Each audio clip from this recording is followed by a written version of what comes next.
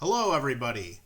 What we have today is another PCGS unboxing video. I know everybody likes to watch the unboxing videos, and I'm one of those people that likes to watch them too. So when I got a submission in the mail recently, I decided to save it and open it all with you.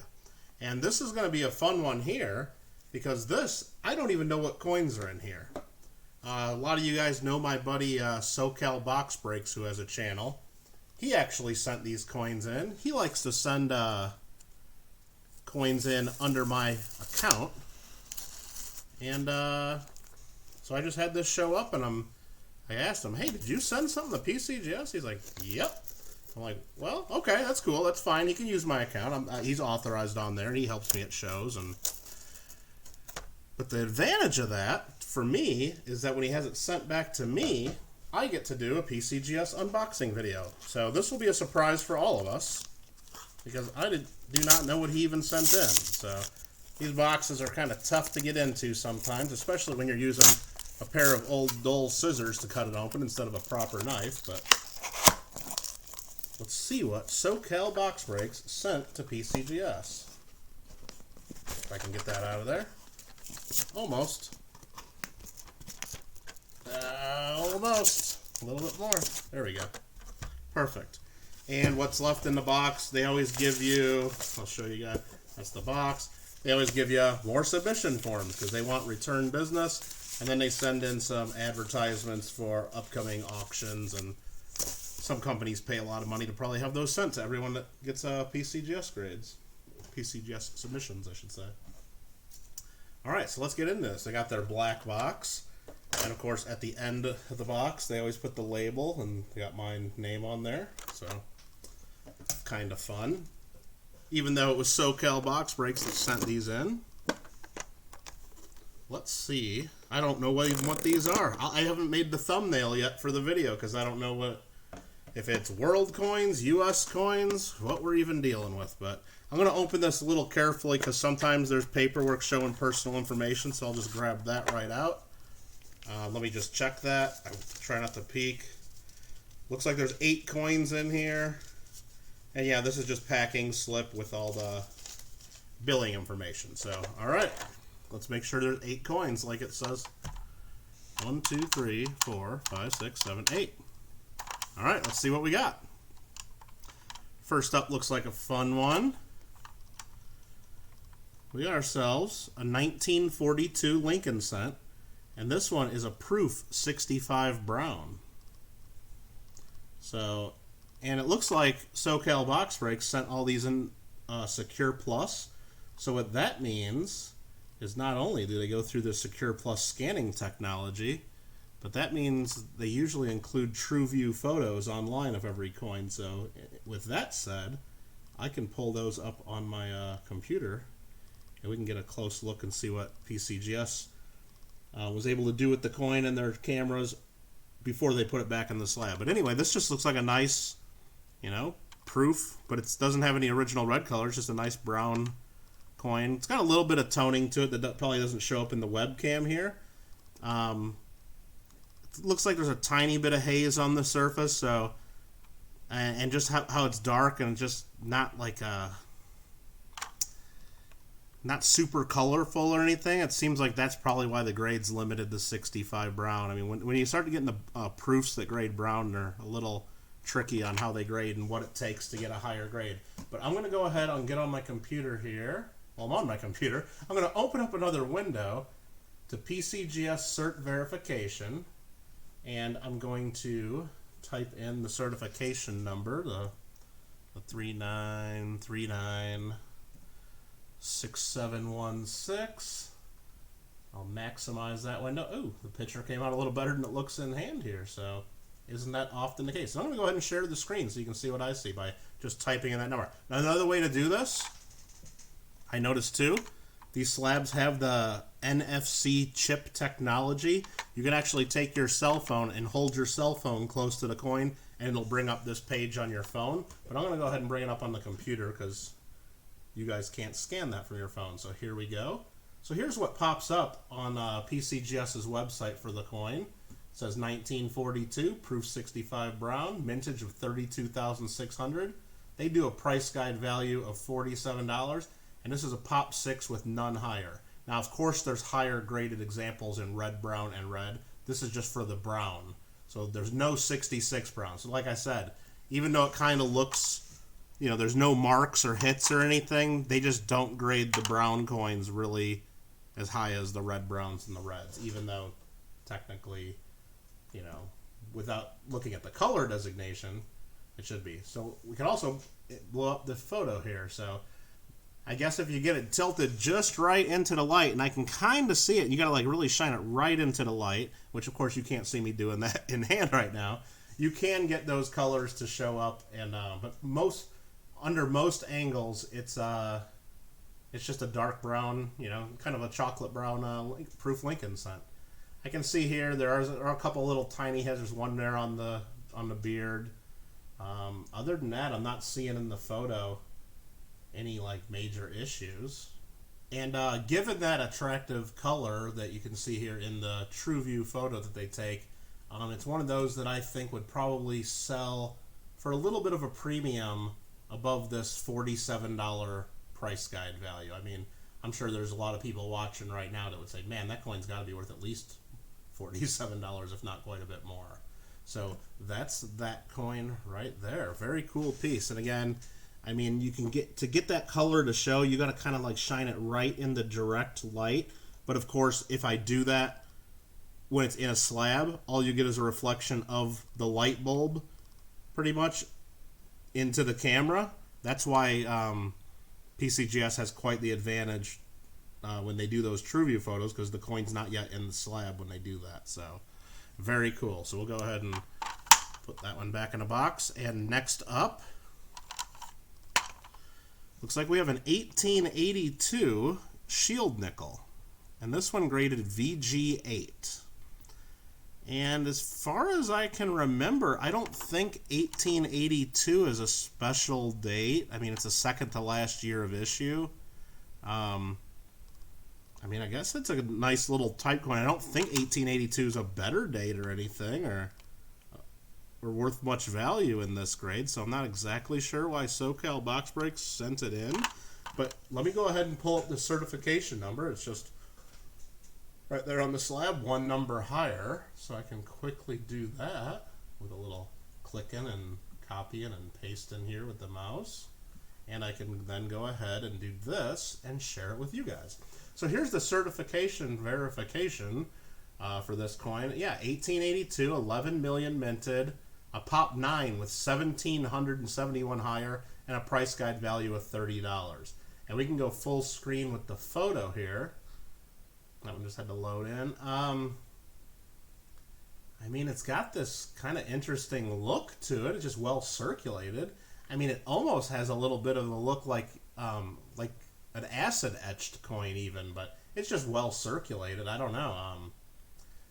I guess I'll have to talk to SoCalBoxBreaks, or maybe he'll share in the comments below after this post exactly why this one was submitted. Unless he just wanted a, you know, nice 1882 shield nickel as a type coin for a set. But there's the information on that one. And I think the grade's pretty appropriate. I don't think it's you know, I don't think he was expecting a higher grade or anything on this. So there we go. That's coin number 2. Oh, I'm liking coin number 3. I don't even have to look at it yet, and I love this one because we got ourselves a 1909 VDB Lincoln cent. Ooh, that one's cool looking too. Look at that. That one's a Woody. Oh, I might be keeping this one. SoCal might not be getting this one back. Or maybe this one's for me. I don't know. I'll have to ask them. But anyway, it's a 1909 Lincoln cent VDB MS64 red brown. Yeah, I can't wait to see the true view photo of this one. Got nice mint luster and just real nice streaky look to it. And that comes from improperly mixed alloy when they roll out the strip of copper or bronze to make these. The different components of that metal tone differently. So when it rolls out, it comes into streaks like that. And They just tone a little differently over the years, depending on how they're stored. And so let's go ahead and get this one up on the screen. See what this is. That one is 6718. Boom, boom, boom. And we'll share that with y'all. There we go. 1909 VDB. Again, that's a 27.9 million minted. It's MS64 red brown. Price guide has it at $60. There's tons of them in this grade and tons of them higher. And remember, this is only for the red brown coins when you're dealing with the copper. So there's a bunch of red ones graded too. But let's get the photo up here. Check that out. So that's why he sent this in. Normally you wouldn't send in a MS64 or so Lincoln sent. I mean, he might have thought it would grade higher, but just looking at a couple like the minor spotting and just on the reverse, and there's some hits and marks scattered about. Maybe it would have graded a 65 tops if maybe that's what he was thinking, but it wasn't going to be a super high grade. But just that streaky wood grain really shows through on the obverse very well. And then it's also wood grain on the reverse, just not as much, but different direction because it's the coin flips top to bottom, not side to side. So yeah, I think I agree with the grade there. I don't see any reason to knock it down any points or to call it any higher than that. But overall, that's a really pretty coin, and I might be having to talk to him about making this part of my collection, or at least making it up to my website to show it off to more people. So very cool. Good one, SoCalBoxBreaks. All right, let's go ahead and take a look at the next one here. So again, here's that one. You can just see that wood grain, really nice, especially on the obverse. Beautiful coin. We got another 1909 VDB. This one's graded 64 brown. So what's the difference here? Well, the difference here is this one does not have that streaky wood grain, I can tell you that. It's got nice mint luster. You can see that cartwheel around the surface. It's a little brighter color on the reverse, not much. Not enough to get a red-brown designation, apparently. But yeah, just a nice type coin. Nice 64 brown. I'm guessing he thought that would probably grade a 65.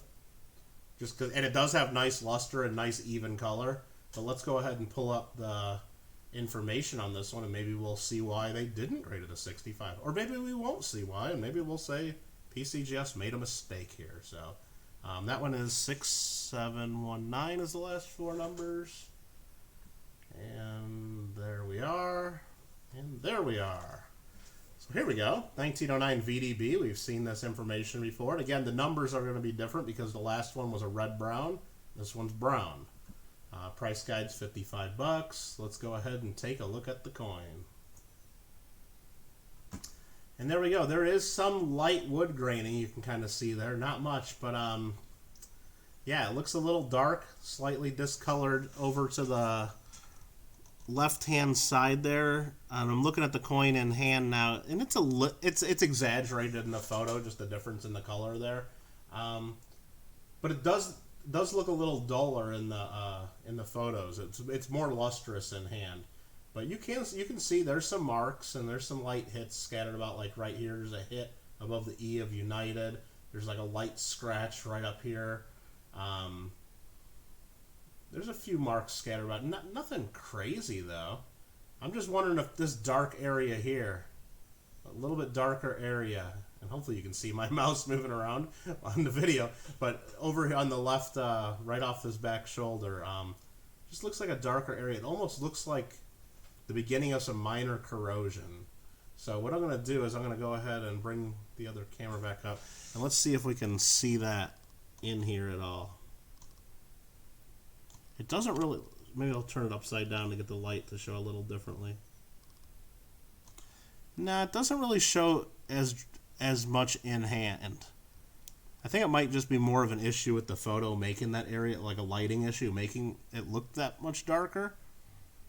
But yeah, and in hand, if this was in an MS65 brown holder, I don't think anybody would question it. But then again, in an MS64 brown holder. You know, I don't think there's too many people saying it's an obvious upgrade either. So, and the value, if it was a 65 brown, instead of PCGS price got to being about 55 bucks, I think it goes up to around 100 or so. So it does make a little bit of a value difference, but you can just see the cartwheel luster around it. It's got the luster that it would need to get a 65 for sure. So something about the surfaces. I don't think it has enough hits to where it would. That's the reason it became 65. Something about the surfaces or the color, I think, made PCGS go with 64. And I'm not sure I agree fully, but it is what it is. Next one is an Indian head sent, and it has some issues. So let's take a look. This is an 1859 first year of issue, 1 year type coin. 1859 Indian head sent, and these are copper nickel, and they say PCGS genuine environmental damage with AU detail. Okay, so let's get into this. And I know it's not the best video for you guys, but I'm just looking at it in hand because, again, I've never seen these coins and I don't know what to expect. I mean, the reverse looks fine in hand. It just looks like a nice, you know, brown Indian headset. I think, and even getting AU detail is a little bit generous as far as the reverse is concerned. It looks more like an XF coin from the reverse, and to me in hand. The obverse has definitely got AU details. It's got the diamond detail. The feathers are strong, and calling it environmental damage is pretty harsh on this one. I think it looks fine. I mean, I can see there's a little bit, maybe a very minor corrosion, but I don't know if it's enough to call it environmental damage. But let's go ahead and I'll pull up the TrueView photo and the information PCGS shares online, and let's see if maybe we'll get a better look. I mean, it has some minor pitting to it, but you know, again, I'm not looking under a loop or anything, so let's just take a look at the screen here once I get this up. That is 2020. They're all going in order, imagine that. And boom, there we go. All right, there we go. They don't really put much information there except that they tell you it's genuine, AU details, and then they give it code 97 environmental damage. A bunch of these were minted. Let's bring up the photo. And yeah, okay, now under that photo, I can see it, of course. And you can see the reverse is just a little bit, shows a little bit more wear. That's why I was saying it looks more XF in hand. But here, you can see in this photo, all this gunk between the feathers and then the brighter spots on the top of the numbers and letters here. And there's some pretty good hits here. I mean, I did see some of the hits, but I was looking mostly at this. It looked more like minor corrosion than hits. Just with the naked eye, of course. But yeah, this is environmental damage for sure. Or they could have called it altered surfaces, like somebody tried to retone it or clean it. Because there's some stuff in these protected areas that just looks different. So that stands right out. And you can just see the whole coin. And what I was seeing in hand more, I wasn't noticing the color difference. And I'm going to look one more time, of course. Yeah, in person, I don't notice this color. I mean, maybe under a loop or if I got the microscope out, you'd see it more. But you just don't see that as much. But you do see the minor pitting all over, which I guess if it didn't have some of the other issues, maybe it could sneak into a straight graded holder, but there's just too much going on here, and I think PCGS got this one right. And they could have even called altered surfaces. Now remember, when they put something on the label, and we'll show you here, when PCGS calls a coin genuine and then gives it a details grade and a reason, like for this one, environmental damage, that's just one of the reasons they wouldn't grade it. It could have 4 or 5 reasons this coin didn't grade. They could also think this is cleaned. They could also think it has scratches. They could also, think it was artificially recolored. All of those could have happened to this coin, but they only put one of the problems on the label. Now, there's other grading companies that would list them all out, like I know Anex does that sometimes. But for PCGS, they just pick one of the major issues and put that on the label. But it doesn't mean that it doesn't have other issues. Like, for example, I think that it might have some altered surface or maybe some recoloring. Something going on. There's a lot going on in this coin, and it's just one of those wild ones that kind of tests you. And, of course, I'm almost getting it off camera here. I'm just looking at it close again, and just with the naked eye, it's not a bad-looking coin, but I guess when you get that close-up and the true view photo helps us all see that, you got to be careful with your coins, apparently. So that one just about fooled me. Next up, this is a cool one. All right, we got ourselves a dime. 1842 New Orleans. Pcgs VF30. And that's got a cool look to it. It's like a nice dirty with and then real dark fields and then bright higher point, bright devices. A lot of people call that like a circulated cameo effect. Real popular, real collectible to have them looking like that. And this one graded VF30. Got all of Liberty there. And yeah, I mean it's got all the detail though, or just about all of it. I guess you can't go too much higher than that grade just with that kind of look, because once you get up to VF35 and into XF40, you got to start having some of the original mint luster present. And the coin just doesn't have that. It's just too circulated. And but what we'll do is we're going to go ahead and bring up the information on this one too. That one is ending in 21. Nice. Once you get the 1 certification, all you have to do is quickly copy it and then change the number. Click verify and share with the world. Here we go. This here is an 1842 O New Orleans. Mintage of 2,020,000, graded VF30, 52 in this grade and 128 higher with a price guide of $200. And let's get a close up. Okay, so with the naked eye, I didn't see all the light scratches. You know, okay, so there's some scratches on it, which none of these are deep enough and major enough to have it get details grade. I think it's getting close though, especially when you look at the reverse and look at all these light scratches. I mean, I'm looking at it in hand. None of those stand out, which I guess is fine. Looking at it, so let's just say looking at it in hand without a loop. Just looking at it with the naked eye, the coin looks fine. But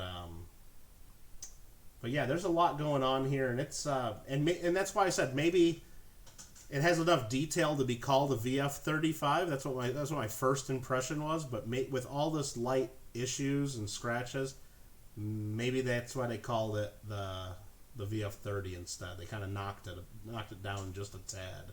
But again, it has that really cool look with the dark fields, the bright devices, all the stars. They almost look like lit up. It almost looks like, and they call it circulation cameo, just like you'd have a dark proof, you know, with the black fields and the frosty devices. But this is just done with circulation wear and a bunch of dirt and patina on the coin from 100, what is that now? Almost 175, 180 years. And there's the O mint mark right there. Not a bad coin. I see why Don sent that in. But yeah, I was a little surprised when I pulled up the TrueView, just all the light scratches on this one. I did not, can't really see that in hand. Because remember, we're looking at this, and I'm looking at it on a 30-some inch monitor here, and you're looking at it on whatever you're looking at it on. The coin is a lot smaller in hand, obviously. So there we go. Here's another look at it.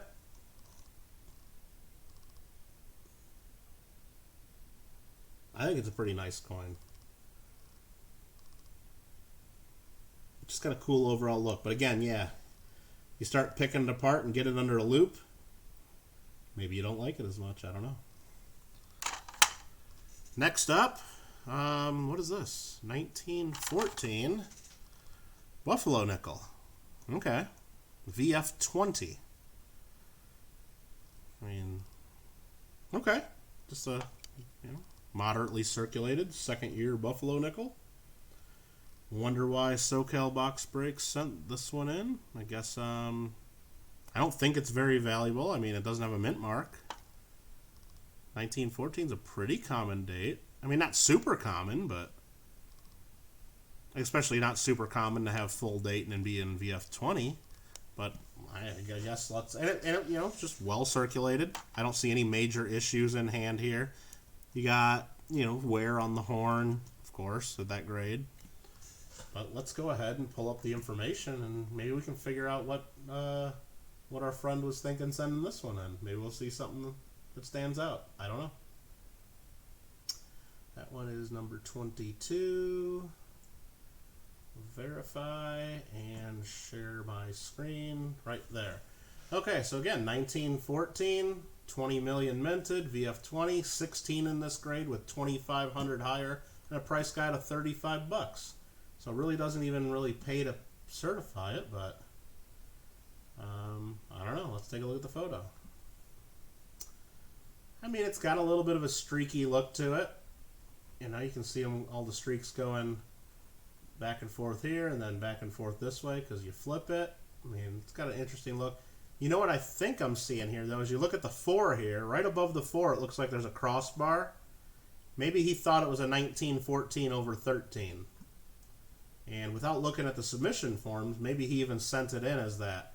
I'll have to check that. Maybe he paid, and you know, maybe I can even see right now while I got this on the screen and you guys are all looking. Did he send it in as a 14 over 13? Yes, he did. Yes, he did. So he sends it in as a 1914 over 13. And did he pay for variety attribution? Or is that a Red Book variety maybe you don't have to pay extra for? I don't know. I guess either way, it looks like either he submitted it wrong or PCGS did not think it's the variety. So, and I don't know. Knowing what I know about that variety, that does look like what it takes to have the crossbar. You can kind of see the 3 behind it.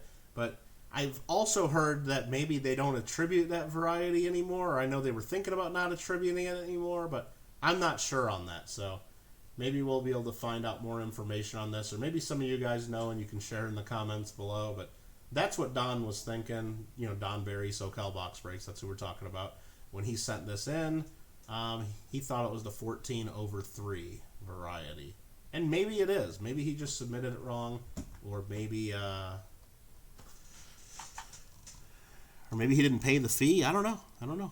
But yeah, because I don't know what the value would be if that was the variety. We can look that up, or I guess you guys can tell me in the comments as well. But yeah, other than that, it's, you know, just a pretty common, relatively low-grade example of a 1914. Last up, oh, I know this coin. This coin is an 1889 Carson City Morgan silver dollar, and it graded VF35.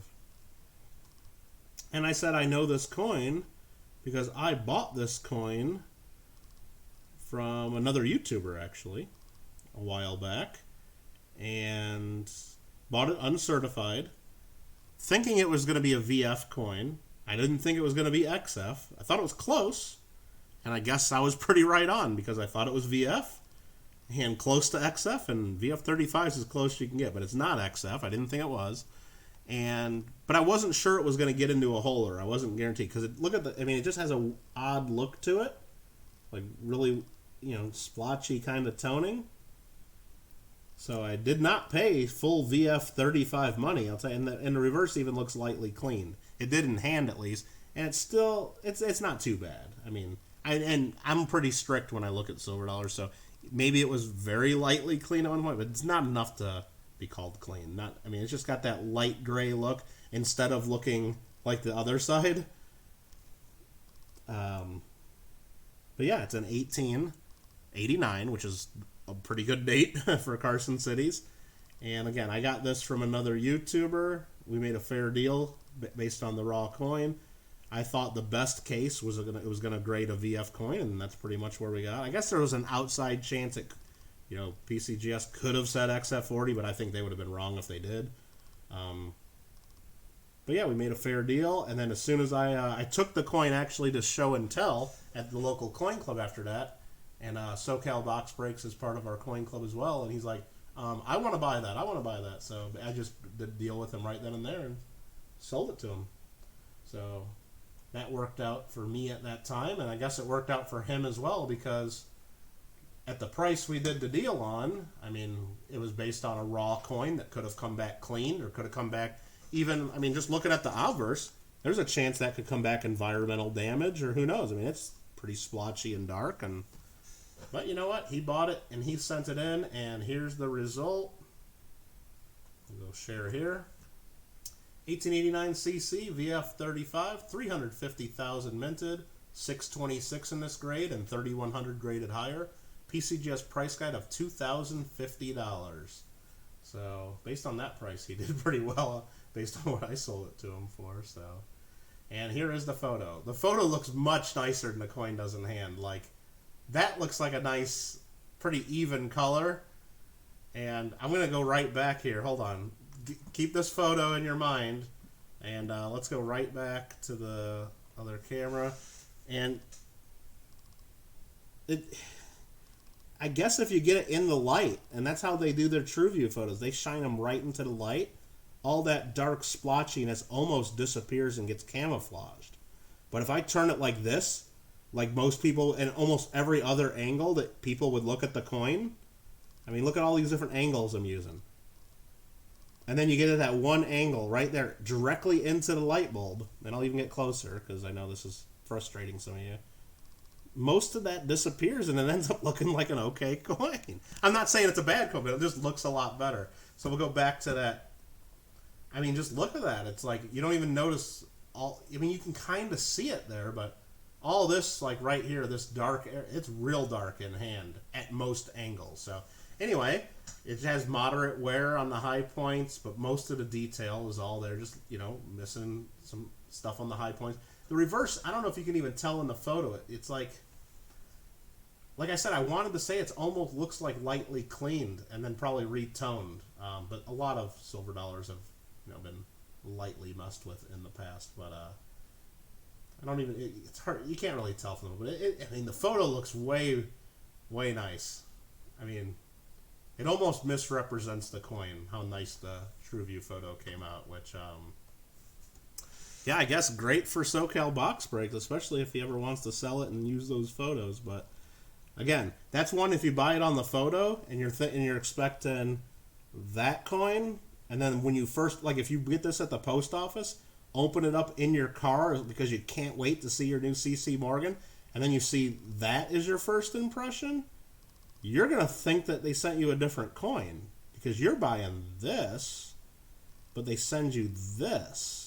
And I hope this is coming across in the camera for you guys as much as it does for me in hand, because there's a big difference there. So, again, that is why I like to do videos of my coins on YouTube and when I sell them, because I can rotate them around like this, and you can get a full look of what the coin, and you can see my camera there too, that's nice. But you get the full look, because remember, one image of a coin doesn't tell the full story in most cases. So, that is an example of that, apparently. Wow. Alright, and I guess I've made this video, it's over a half hour long. I guess I've been talking a little bit about 8 coins, but there we go. That's SoCalBoxBreaks' PCGS submission. But you know what? We're not done yet, because that's the PCGS submission. He also had this one mailed to me, and this one's not from PCGS. This is a coin from NGC. And he told me this one was coming to me. And he said go ahead and open it in an unboxing. But he said it's just one thing, so probably not worth a separate video. So I've been saving it for a while now. And now's time to do it. And hopefully I don't cut myself doing this. I probably should get a knife.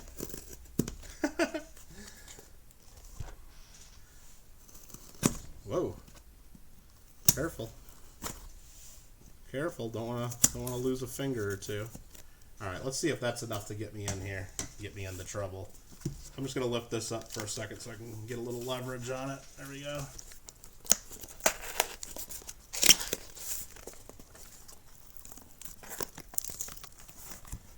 I'm guessing this is some big token or metal or 5-ounce silver or something, because he likes to send stuff in to get into the big slabs. And wow, that just rocked the camera. You know what? I'm going to pull this to the side just for a second, just in case there's any invoices or personal information showing. There is the submission form, and I think I got everything out that is personal, so we'll go ahead and slide the rest of this out. The box is empty. Throw that to the side. And what the heck did he do here? Well, it's not in a slab, I'll tell you that. Okay. What we have here is 1933 Germany metal, not encapsulated, because NGC says this is ineligible. It's an ineligible type, meaning they don't certify these. Okay. So basically, SoCalBoxBreaks bought this somewhere, probably here in California, and then sent it in to Florida, where it sat there for a long time, and then it sent back here, and they didn't do anything to it. So there we go. And what we have here is an Adolf Hitler medal from 1933. And it looks like, I don't know, is this like a trial piece or a test strike? I'll have to ask them, because I'm guessing they didn't really have this big chunk of metal and then just stamp the die in the very, it almost looks like a test strike. Let's pull this out of the flip. And I'm not familiar with German metals. Maybe some of you guys in the comments below will know what this is, but I mean, it looks like it's a well-struck, I mean, not really well, I mean, it looks like it's all kind of off-center, like they were testing the die with whatever chunk of metal this is.